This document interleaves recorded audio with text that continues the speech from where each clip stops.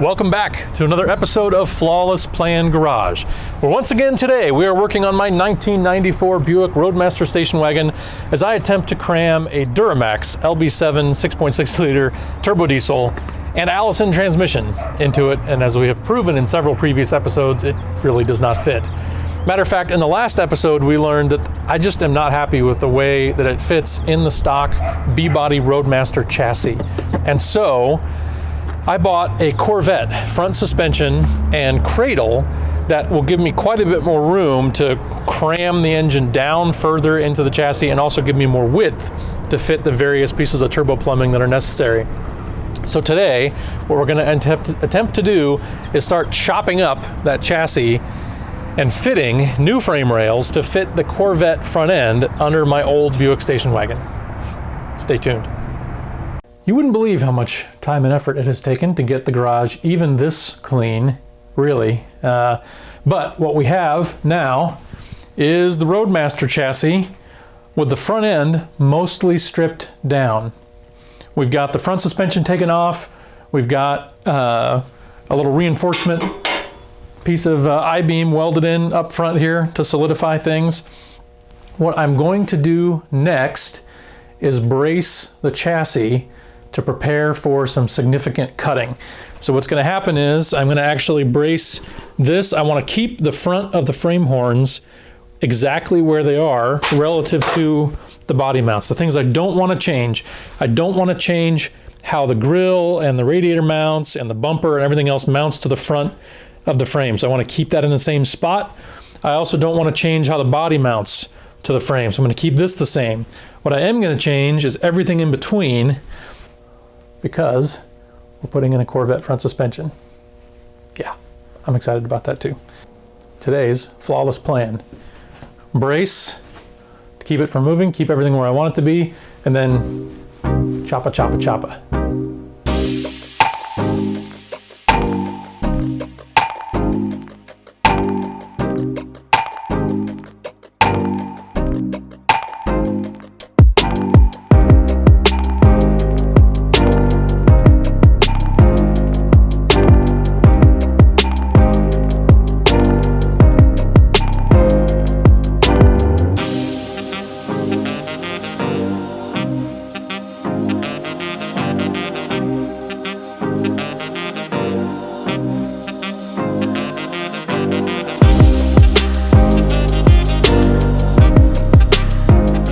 Okay, braces are in, shamelessly booger welded in place. Hopefully this will be enough. What I've got is a nice big chunk of I-beam up front, tying the front two frame rails together to keep that dimension stable. I've got a couple legs on the front of each frame rail. I've got a little cross brace, a little X that comes back then to where the body mounts are in the back. So the whole thing should be prevented from racking or that kind of movement. You know, if you don't get to that point on every project where you're fairly convinced that it's never going to work and you're forever just going to be dealing with this pile of parts until you eventually give up and try to sell them individually on Craigslist, then you're probably just not doing the right kind of projects. That's pretty much where I'm at with this one right now. This plan looks more and more questionable all the time. And I have had a lot of reluctance about taking this next step and cutting into this beautiful rust-free chassis more than I already have. But it's got to happen. It's not going together any other way. So it's time to suck it up, start chopping.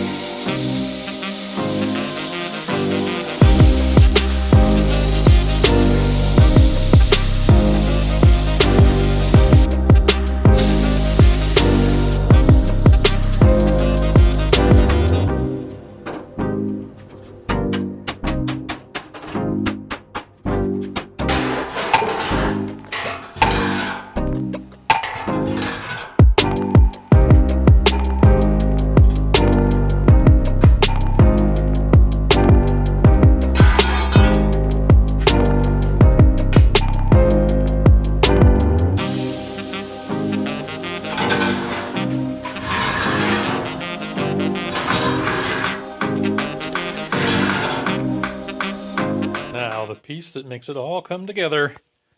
Should probably have a explicit content warning.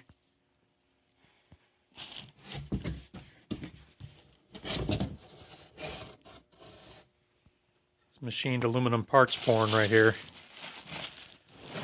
I should say cast and then machined. Holy moly. Oh, it's so beautiful. These are from Dobberton Performance. And these are interface adapters that allow me to use, generic 2x4 steel for my frame rails and then adapt the C5 front suspension that you see before you. I'm really, really excited for this. This is easily the most expensive part of the build thus far. This is going to make the fabrication work much easier because normally the upper shock mount is part of the chassis on the Corvette, and so not, real easily fabricated from scratch. So this is the front suspension, and you can see how in its normal orientation it would be set up to have the upper A-arm mount to the frame, as well as the shock absorber, which would normally come up through here and mount to the frame. And so we don't have that stuff anymore. We have instead these beautiful adapters that'll make it easy to attach. And the way that these guys work, I've got a couple little rubber isolators or rubber washers to put here. And then it's just going to drop down and be located by the pin here. It's on the original suspension. I'm going to drop my washer there.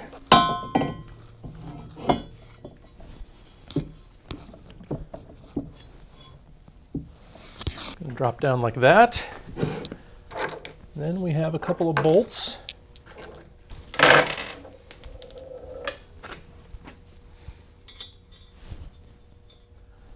Drop the washer in there. Drop the bolt down from the top.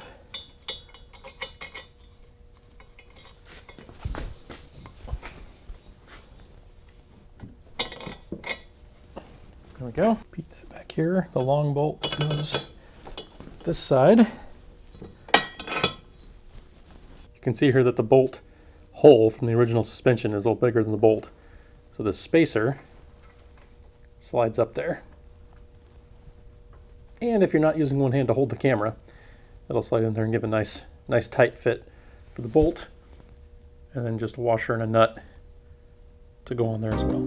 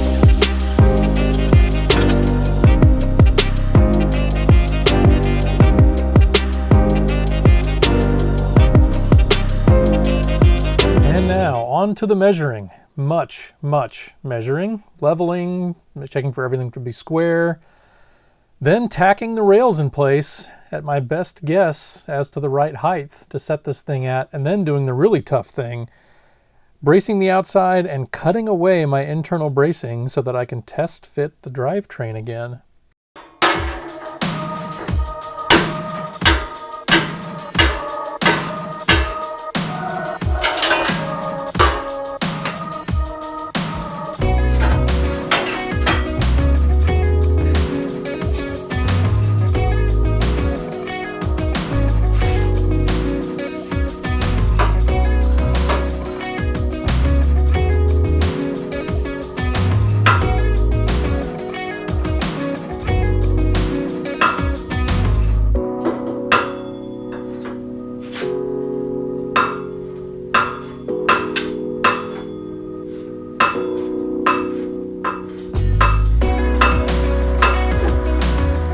So, the frame is cut.